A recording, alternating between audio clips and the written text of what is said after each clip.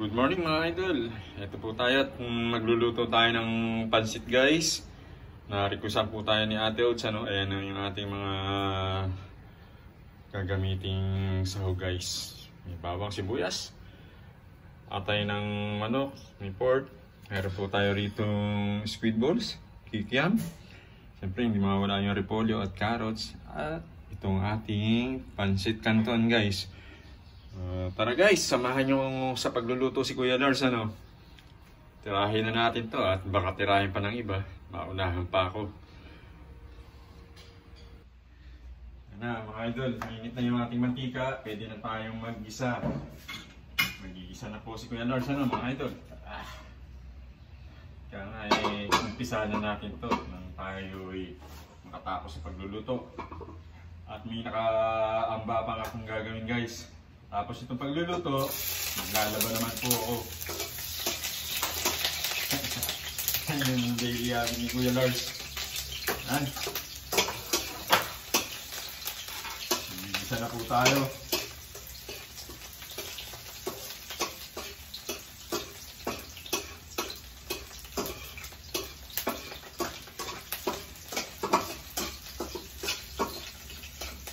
Hintayin lang po natin mag-brownish yung ating bawang sibuyas. Paano natin lalagay ngayon itong ating sahog.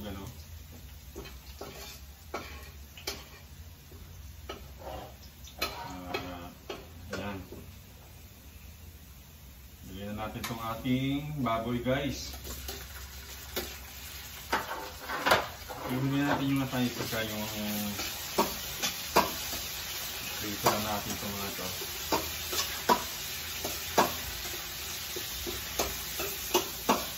Brownish lang din po natin itong pork.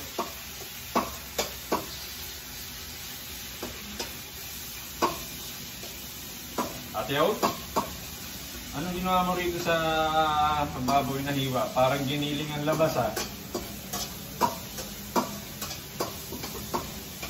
Si Ate Out po ang nag-ready nito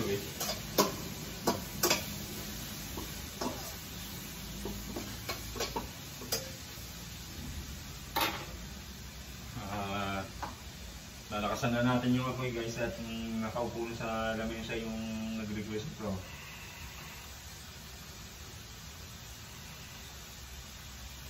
Ayan mga idol.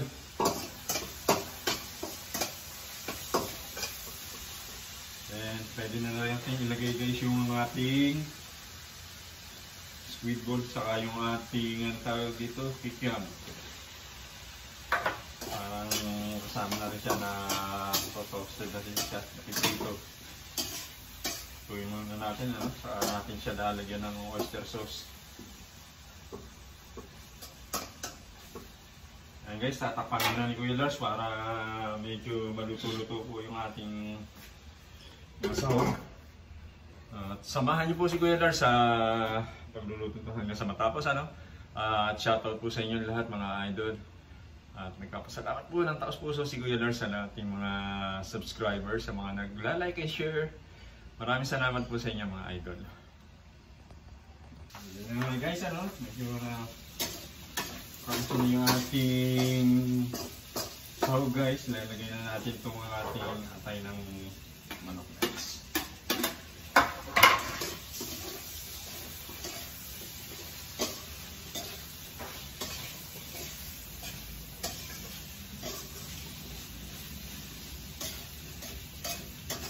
Yummy to guys. Then, lagay na natin itong ating pangpalasa mga idol. Ika nga, hindi na natin babanggitin kung anong klase siya. At baka tayo makakuha pang endorser niya.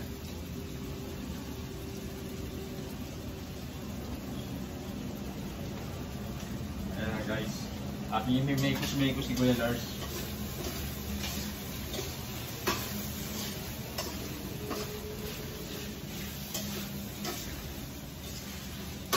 Wow! Ang bango na!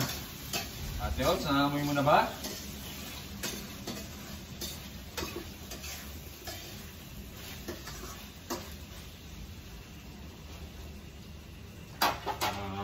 Siyempre, magbura natin ang salt guys.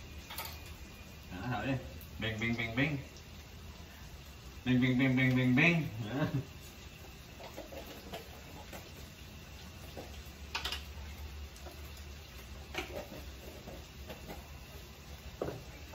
Yan.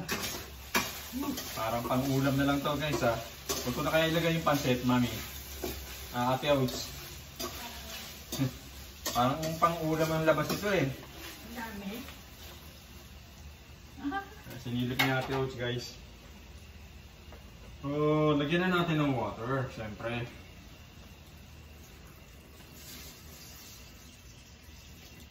Yan.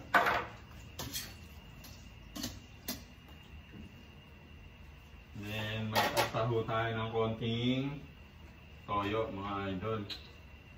Hindi ho yung toyo sa utak ha, sa ulo. Baka ibang toyo yung ating mailagay eh.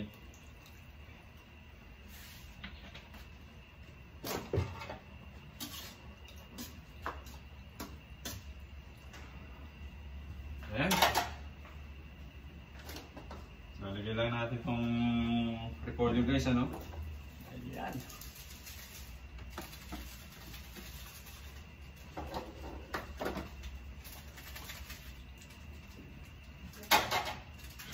Takpan natin, pagpapalin muna natin bago natin ilagay ang ating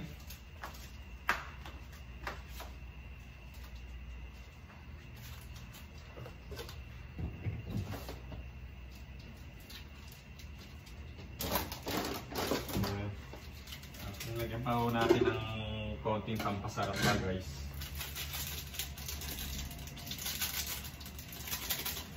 Yun. Takpan natin muli ano. Hintayin ko lang kumulo. Saka ko ilalagay itong ating kanton mga idol. So ayan na guys. Kumukulo natin. Yan natin ilagay itong ating noodles guys.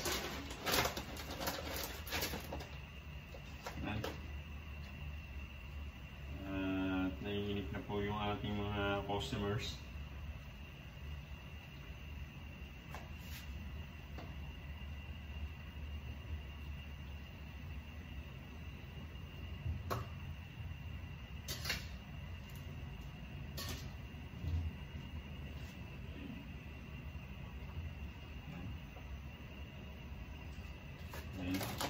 Cleaner natin itong isa.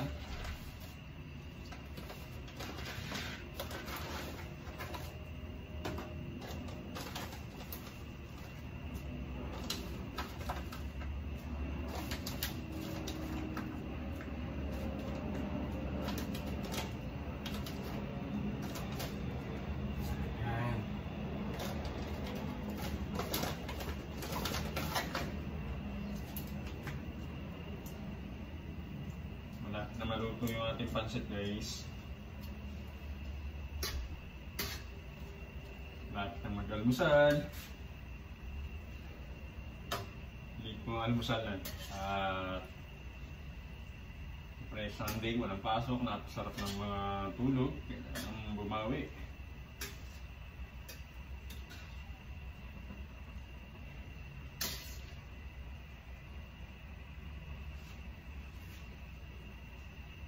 Ayos ano?